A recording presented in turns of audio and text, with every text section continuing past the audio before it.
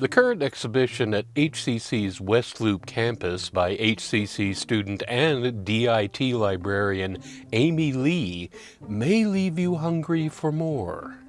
One day, I was walking in the grocery store and I saw a piece of cake that just caught my eye. And the curves, the color, everything. Wayne Thiebaud had just passed away a few months ago, and he was 101 years old. So put those things together. If you don't know, he famously painted a lot of cakes. And there you have it. I do enjoy the obsessiveness of having a series, but really its painting from life is such that, like, when you see an image that you recognize, you automatically have associations with, your brain tells you that's a bird, that's a piece of cake.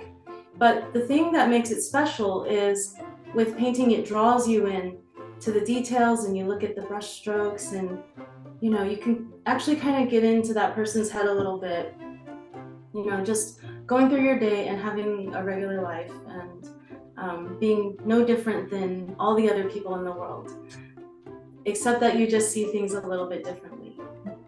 So my general technique is that photorealism as a movement is so precise, and I have not been able to achieve that level. Now, as you mature as an artist, you stop criticizing your own work. So I accept my work at the level that I've become.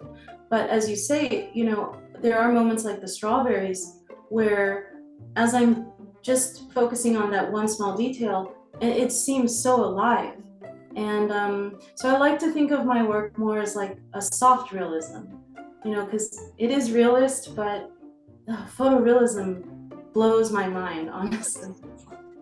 Recently, I got into Irish fairy tales. So I'm reading this book. It's called Children into Swans, and it's like kind of a scholarly approach to this folklore that's been around for ages. And you always hear, stories, and certain ones resonate with you more than others. And so I kind of got, latched on to the fire-headed maiden in the sea and themes like that. That may be coming next.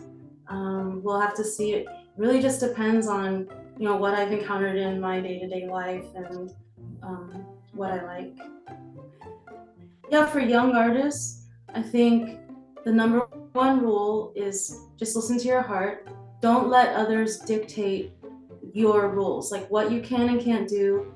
You find your own boundaries. And for me, that it has not been easy, because you tend to want to do more than you can. Like, if you can think it, if you can see it, you may not create it, or you may create it in a more expressive way or more abstract way.